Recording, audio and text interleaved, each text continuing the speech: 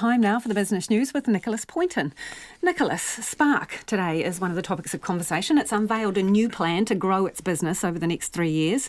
Anything offering up for the punters? Yeah, there's some stuff there for them to look forward to. I must say this was a very long investor call, about 2 hours long, and it was a true education in corporate vernacular. We heard about dynamic capacities, radical simplification, test and learn mindsets, and maximising core capabilities. But through all of that, the company did manage to communicate its strategy for the next 3 years. And essentially what it all boils down to is to really attracting customers to its company and keeping them as Spark customers. So one of the ways it's going to do that is by making its wireless broadband services more appetising to customers. At the moment, does that mean cheaper? At the moment, most people have fixed line connections, but competition is so tight in the market that the margins for telcos are actually relatively small. So what the company plans to do is actually lift the lid on data caps for wireless broadband over the next 3 years. And wireless broadband, the attraction there is that, well, the broadband modems, they're movable. You can take them around with you around the house and things like that. So it offers up quite a bit of freedom there to consumers.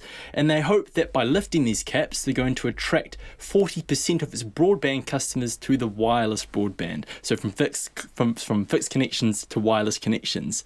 The company, interestingly, is also eyeing up the health sector. You might wonder, what is a telco company? What interest does it have there? But they say they want to help the digital transformation of the healthcare sector, which it says is about a $1 billion opportunity at the moment. The company already has a subsidiary called Spark Health, or it's one of the companies it owns. It's called Spark Health, and it's also preparing a new platform to capitalise on this increased demand for telehealth services from people and medical professionals as a result of the pandemic. More and more people having appointments with their doctor via video conference call. So they think this is a real area, a real opportunity for them to capitalise on. So this new platform that they're going to be rolling out soon is going to have a cloud-based system for health providers, and it will also include electronic medical records and health analytics. And I can't forget Spark Sport. It's also part of its broad, wide-ranging product offering. They say they're going to encourage more people to subscribe, and they're going to partner for success. However, they didn't really go into too much detail about some of the sports or that they're eyeing up to looking to partner with.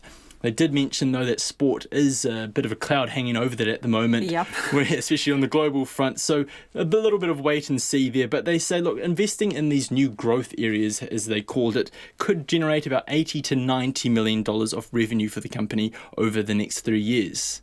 So that's what they're talking up, and the market did respond to it quite well. Their share price was up 1% to $4.80 per share. Okay. Who says hemp is going to be the country's next agricultural success if regulations loosen up? Yeah, if the shackles come off. So this is an independent report commissioned by the Hemp Industries Association, and it says the global hemp industry by 2030 is going to be worth $65 billion. It says that New Zealand, here, we're well set up to really take advantage of this global market. We can really carve out a slice for ourselves. It says like the wine and kiwi fruit industries, New Zealand has the capacity to actually develop a high-value, export-driven hemp business. We have a lot of expertise when it comes to plant growth and research. We have a lot of experienced farmers, so they think there is a potential for us there. They say if we did have a fully enabled sector, we could generate up to $2 billion of export income by 2030 and also create 20,000 jobs. And these numbers kind of sound like pie in the sky numbers. How did they arrive at these conclusions? But I should say that they do, the numbers that I've just provided, they call them key scenarios, and they rely on a number of assumptions. And first of all, it would rely on the government reversing existing legislation which doesn't allow for the production of non-medicinal hemp products. So CBD oils and the things like that. They say that there is a booming wellness industry with CBD products. This is obviously not THC products, this is CBD. It also relies on... They also say that reaching these targets, that there has to be continued global demand for CBD products. At the moment, they say the global industry is growing at 30% year on year, which is huge, right? That's unbelievable growth. It's huge question mark over whether or not that continues into the long term. And also, if New Zealand wants to try and create $2 billion of export income, it would need a significant and coordinated investment to really create a market here that's geared towards international markets, because there's no way we could generate these sort of numbers by just focusing on New Zealand.